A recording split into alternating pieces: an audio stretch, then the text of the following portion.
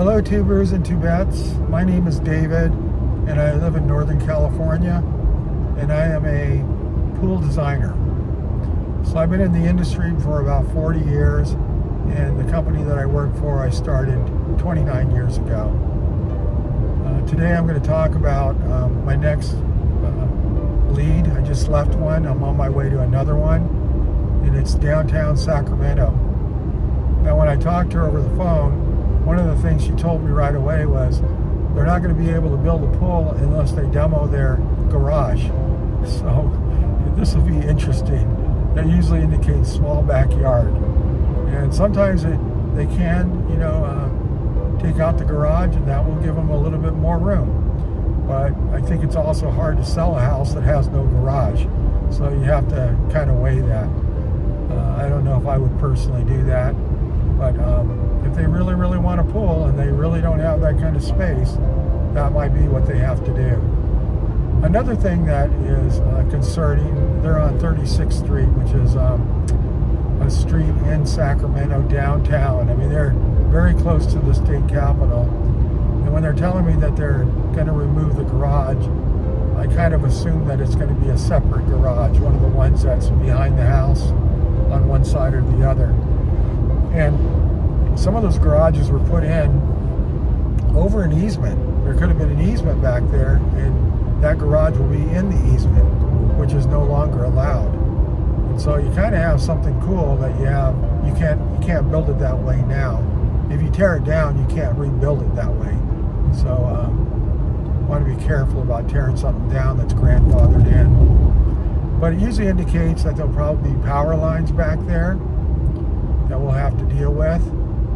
If they have a drop line that drops from the power pole to their house and is close to the pool, it cannot be within 10 feet of either side of that drop line.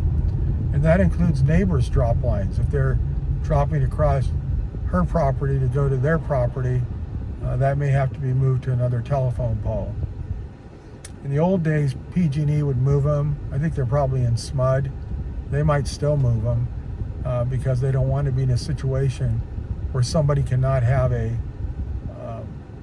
pool because their power line is hanging across the person's backyard and it's going to a neighbor. It's supplying energy to a neighbor. So, but as it's getting more and more normal, sometimes the people have to pay for it. And when they're paying for it, they're not going to be able to move that line. So what they have to do instead is they have to dig a ditch down, and I know it has to be minimum 18, but maybe 24 inches because it's high power, and then they do a direct burial on it. So the ones that I have done, they can be $4,000-$5,000 more to direct burial on it. But then if it's direct burial, we can go pretty close to it. I don't even think there's a code. I usually would keep it 3 feet away from the water line, but I don't think there's even a code to doing it. You can probably put it right up against the pool. And so now it's not an overhanging wire that during a storm it could fall and then that broken wire would fall into a water of a pool. That's the whole issue right there. There used to be a code many, many years ago, and unfortunately some salesmen still think the code is right. It's not. This isn't the code anymore, but you used to be able to move the drop line up 22 feet from the ground, and then that would meet the code requirement. But now the code in most areas are you cannot have it on 10 feet of either side of that drop line. They don't care how tall you make the drop line.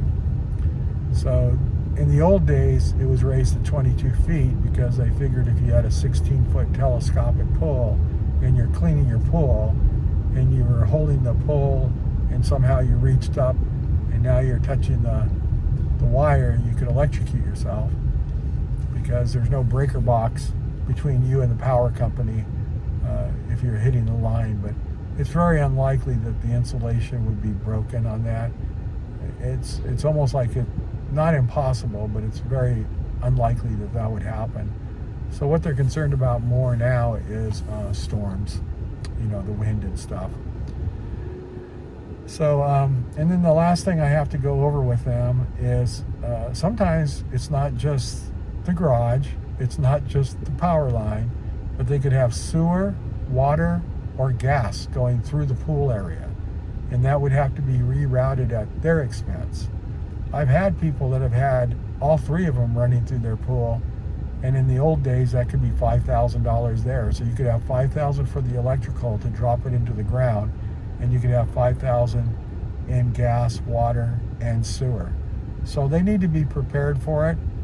What we are going to do is we're going to delineate the pool, or I will, which is where I draw the pool down onto the ground. And as we pull the permit, then they'll do a USA Underground where they invite every utility to come out and take a look at it and give it an all clear, meaning that their lines are not running through the pool. I've had the strangest things happen in 40 years. I had one on a corner lot where the neighbor's gas line, well, actually I've had a couple of them, but I have one where the neighbor's gas line is actually running right through the backyard and prevented them from being able to put a pool in. I didn't think that was right, and I think the guy could have got an attorney, but it was just one of those situations where he didn't want to get an attorney, didn't want to pay for it, and so I said, we can't build a pool here because a PG&E supply line is running right through your backyard. So those are the issues that we have to do. Some of the water lines that I've had to reroute, I had one up in Stockton, and it was all done in so much clay there, and this water line was done in galvanized pipe, and as the water passes through there, it creates a weak electrical charge called electrolysis, and it can over a period of time cause the metal to become electrified and start to disintegrate. And on one that I had out there, they knew there was an issue because the toilets had rust inside of them, and even their water coming out of the pipes were rusty, and they had no water pressure.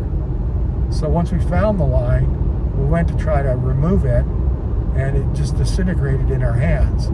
So what was really holding the line together was the dirt that was surrounding it. So we ended up taking it back to the valve, taking it off, rerouting it around the pool in PVC pipe, which is inert when you bury it, and then turning the water back on. And then we had massive pressure. They were really happy with that, and the water was actually super clean. It wasn't picking up that rust from the electrolysis causing the pipes to rust. So they were super happy all the way around. On the sewer pipes, in the old days, they used to just have a big cement pipe or clay pipe in the middle of the property between your back neighbors and yourself. And that pipe might be, say, 20 inch. And they would just take like a hatchet and just hack it away till they got to the point where they could stick a pipe in there, and then they would cement around the pipe, and that's how the sewer was hooked up. And there'd be a clean out over there. That's how you can usually find it, is there's a clean out by the fence. But sometimes those clean outs get removed, or it gets redone and they don't put a clean out there, which you really do need one there. And so that sewer pipe has to be rerouted around the pool.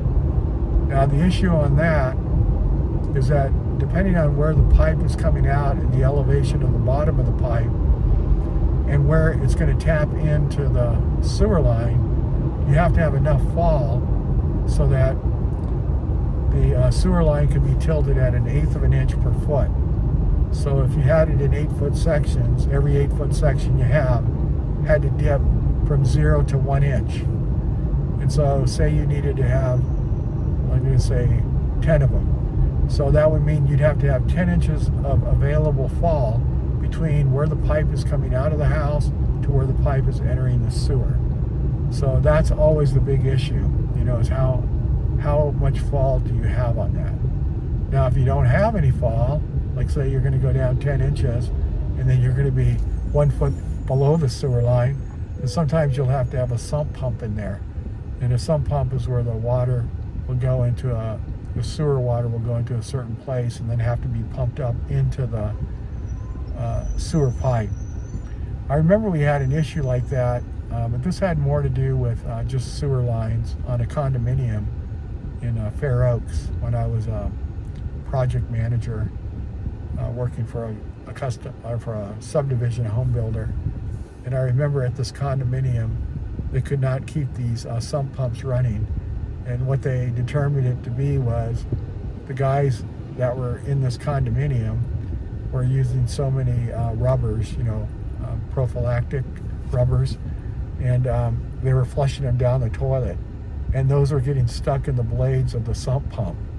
And so even I had gone over there one time. I wish I would have never looked at it, but when they pulled that lid off the sump pump and I could look down there with my boss, that's all we saw was like hundreds of thousands of rubbers that were flushed down the toilet, and they were causing the sump pump to get clogged up. What a mess. Anyway, so they can put a different type of sump pump on there that can actually move that, but the type that we had on there was not doing it. So those are things you have to worry about when you're talking about sewer, and you're talking about the rate that it has to fall, 1/8 of an inch per foot. And you would think as a pool salesman, I don't need to know any of that, but it's good that I do know that, because I can take that into account. If you put a pool there and say you needed like 5 8-foot sticks of a sewer line to go from the sewer line to the house, but now it's got to go around the pool, so it's got to go in another direction for a certain amount, and then it's got to go back toward the house. But you got to add those returns where it's going back out and over, and so maybe the 5 pipes turn out to be 10 pipes. So now if we're using the 1 inch per 1/8 of an inch per foot, then you're back to 10 inches of trough you need to have. So I'll be checking this one out. I'm going to see if I can keep my camera on if she has a problem with it, and that way I can load it up and let you see what I see, and we'll see how we're going to handle it. Thank you much for checking me out, for finding me. Subscribe if you can, so you can get some of my next videos. I plan on doing this for a full 3 more years, and so I'm going to have a lot of different crap that we're going to deal with. So I'm hoping that you're going to be along for the ride. Thank you much, and have a great day.